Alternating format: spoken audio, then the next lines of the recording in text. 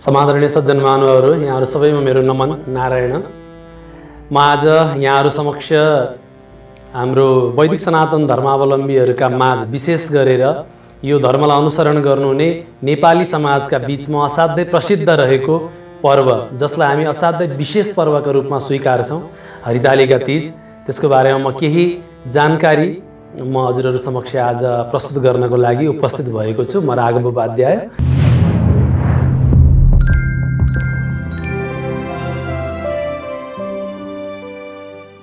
हरितालिका तीजको बहुआयामिक प्रसङ्गलाई हामी हेर्न बुझ्न सक्छौँ।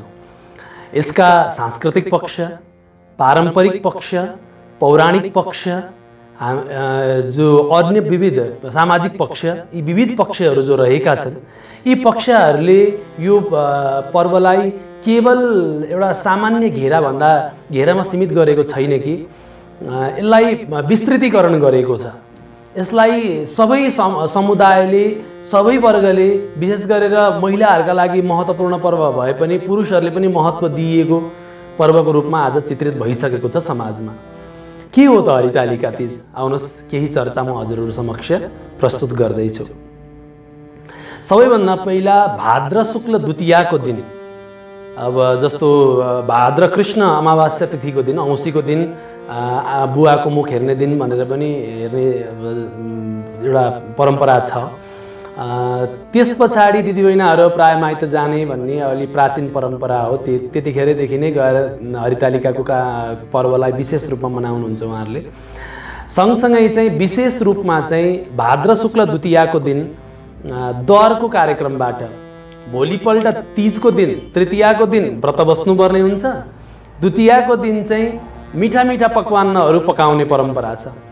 सेल भए, अरू अब विभिन्न खानेकुराहरू होइन, ती खानेकुराहरूलाई चाहिँ राति अबेरसम्म गरेर पनि खाने। किन त भन्दा भोलि अब खासमा निर्जला व्रत बस्ने भन्ने हाम्रो संस्कार हो। निर्जलै व्रत बस्नुपर्दा गाह्रो हुनसक्छ, अप्ठ्यारो होला, शरीरले साथ नदेला भनेर अघिल्लो दिन आफूलाई जो पवित्र वस्तु, अचेल अलि कुभक्ष्य जो हुन्छ, खान नहुने चिजहरू, मांसाहार, मद्यपान जस्ता चिजहरूलाई पनि दरमा समावेश गरिन्छ। यो चाहिँ गलत परम्परा हो, त्यो बिल्कुलै हुनु हुँदैन। यदि राम्रो संस्कारका रूपमा यदि हामीले हेर्ने हो भने जो चाहिँ सात्विक खानेकुरा हुन्छन् होइन, खिर हुनसक्छ, सेलरोटी हुनसक्छ, अरू पनि मिठाईहरू हुन सक्छन्। अहिले त विभिन्न मिठाईहरू हामी बजारमै पनि पाउँछौँ, अथवा घरमा बनाउने मिठाईहरू हुन्छन्, त्यसलाई लिएर हामीले दर कार्यक्रमलाई सम्पन्न गरिन्छ। त्यसपछि भोलिपल्ट बिहान तृतीयाको दिन सबेरै, बिहान उठेर सबैभन्दा पहिला अब आफ्ना शौचादिकरणबाट निवृत्त भएर स्नान ध्यान सबै सकिएपछि विशेष रूपमा जानिन्छ भने सङ्कल्पपूर्वक आज हरितालिका तीजको यो पर्वको म व्रत बस्दछु भनेर चाहिँ जानेरै सङ्कल्प गर्न जानिन्छ। गुरुहरूलाई बोलाएर सङ्कल्प गर्न सकिन्छ भने त्यसरी व्रतको सङ्कल्प गरेर सुरुवात गर्नु उपयुक्त। यदि त्यसो हुन सकेन कथनचित भने पनि स्नान गरिसकेपछि, हे भगवान् म आज हरितालिका तीजको म व्रत गर्दछु भनेर मनै मन सङ्कल्प गरेर यसरी व्रतलाई सुरुवात गर्न सकिन्छ। अब विशेष रूपमा मध्याह्नको समय मन्दिरमा गएर पूजाआजा गर्ने परम्परा अलि बढी प्रचलित छ।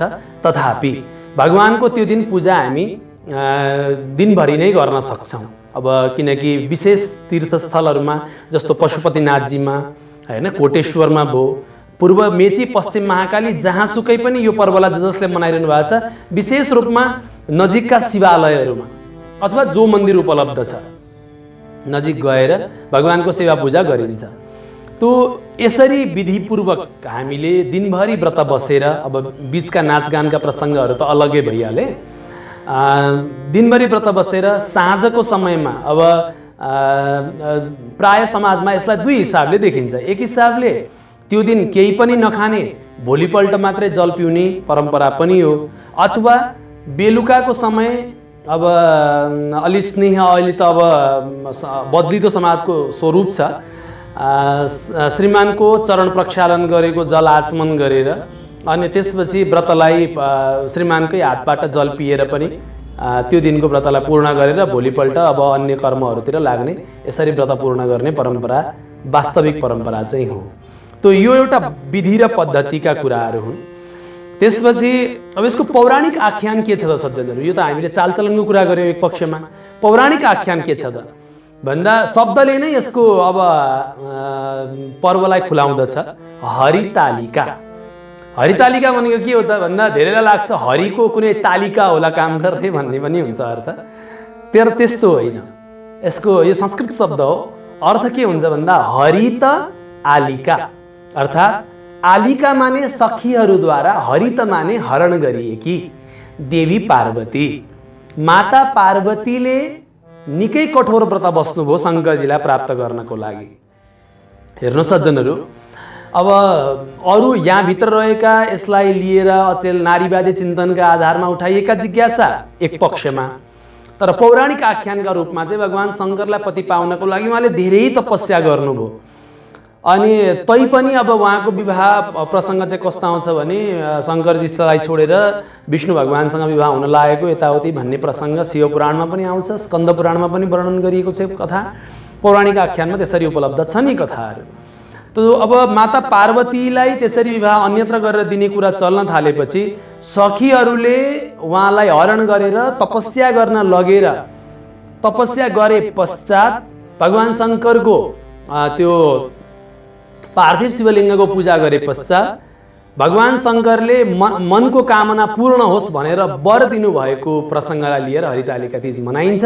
र त्यो तीजैको दिन भाद्र शुक्ल तृतीया तिथिको दिन नै यो पर माता पार्वतीले प्राप्त गर्नुभएको हो भन्ने मान्यताका आधारमा यो दिनलाई हरितालिका तीज व्रत भनेर भनिएको हो।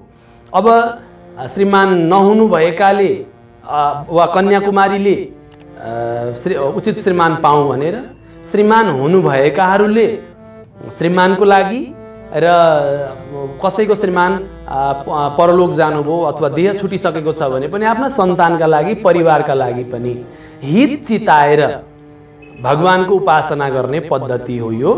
त्यसैको आधारमा चलेको यो यसको पौराणिक आख्यान हो। यद्यपि यसलाई अझै विस्तृतीकरण गरेर बुझ्न सकिन्छ, तर मैले संक्षेपीकृत गरेर यहाँहरूलाई यो कुरा निवेदन गरेँ। यो पौराणिक आख्यानको प्रसङ्ग हो।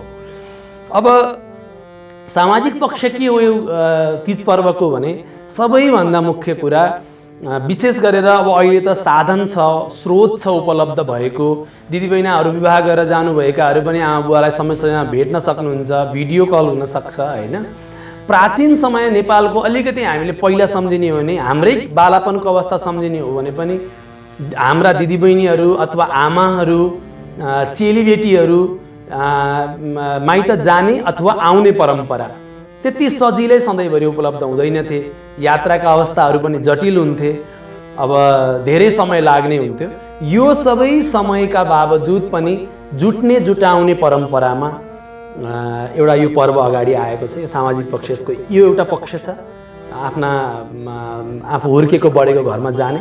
दोस्रो पक्ष के छ भने गीत गाएर नृत्य गर्ने परम्परा छ। लोकगीतहरू, अब अहिले त गीतमा पनि धेरै विकृतिहरू छन्, असाध्यै अपाच्य शब्दहरूको प्रयोग हुन्छ, मान्छेका मनमा ठेस लाग्ने कुराहरूको प्रयोग हुन्छ। तर त्यस्तो नगरिकन एउटा लोक संस्कृति झल्किने गरी, किनभने यो नेपालको मौलिक पर्व हो। हेर्नुहोस्, हरितालिका तीज भारतमा पनि मनाइन्छ, यो ढङ्गले मनाइँदैन। अन्य देशमा पनि मनाइन्छ, यो ढङ्गले मनाइँदैन। नेपालमा जुन एउटा विशेष हामीले मनाउने परम्परा छ, यही पर्व म अलिकति जोडी पनि हालौँ यही कुरालाई। गौरा पर्व जो सुदूरपश्चिम क्षेत्रमा मनाउने परम्परा छ नि, गौरा पर्वको कथा पनि यही हो। गौरीले शङ्करजीलाई पाउनको लागि तप गरेको, व्रत गरेको स्मृतिमा नै गौरा पर्व पनि मनाइन्छ। तो अलग अलग दृष्टिले हामीले यो पर्वलाई, अब जस्तो जितिया पर्वको रूपमा मिथिलाञ्चलमा मनाइने एउटा परम्परा छ। लगभग हुबहु यही त होइन, तर उद्देश्य समान, विधि समान राखेरै जितिया पर्व पनि मनाइएको हुन्छ। त यो पर्वहरूले एउटा सामाजिक रूपमा हाम्रो मनमा रहेका अन्तर्विरोधहरू वा द्वन्द्वहरू, अझै यसलाई स्पष्ट भन्नुपर्दा महिला दिदीबहिनीहरूको जीवनमा जो पीडा हुन्छ, सहनशीलताकी प्रतिमूर्ति हुन् देवीहरू भनेकी। पुरुषमा त्यति सहनशीलता पाइँदैन जति महिलामा पाइन्छ। हो त्यो पीडालाई जति समाहित गर्नुभएको हुन्छ आफ्नो हृदयमा, त्यसलाई गीतको माध्यमबाट व्यक्त गर्ने परिपाटी पनि यो तीजको एउटा छुट्टै महत्त्व रहेको पर्व। त्यही भएर पनि यो तीजको छुट्टै महत्त्व रहेको छ।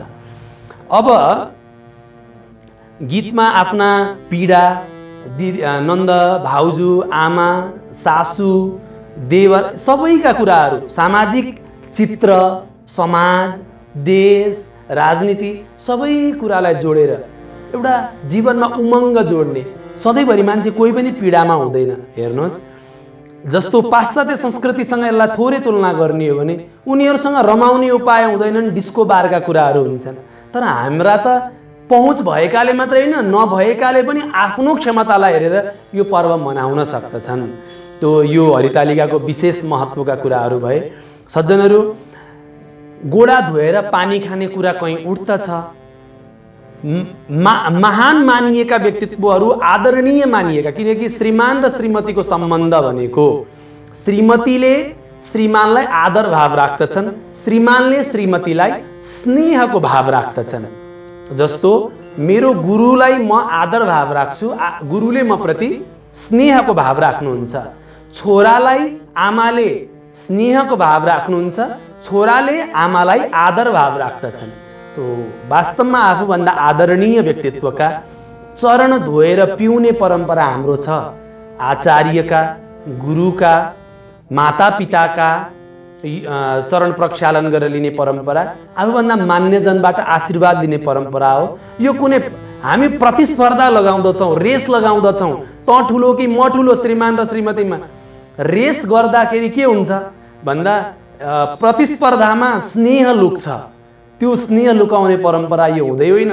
जबरजस्ती तैँले खानै पर्छ भन्ने यो कुरा हुँदै होइन।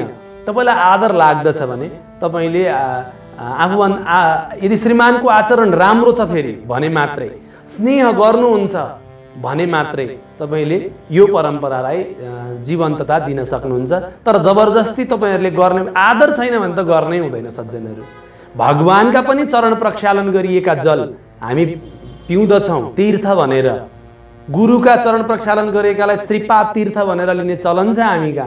तो वस्तुतः यो हाम्रो नेपाली मौलिकता, हाम्रो पहिचानसँग जोडिएको, अन्तर्भूत सम्बन्ध गाँसिएको विशेष पर्व हो हरितालिका तीज। अब यसका बारेमा चर्चा गर्नुपर्ने त अरू धेरै पक्षहरू, धेरै कुराहरू छन्।